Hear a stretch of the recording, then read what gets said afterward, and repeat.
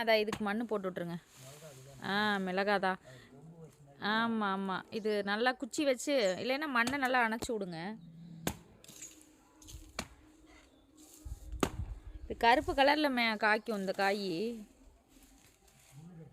இல்லை, மிளகாய் தான் கருப்பு கலரில் காய்க்கிற காய். இதுக்கு ஒரு குச்சி வச்சு கட்டி விட்டுருங்க.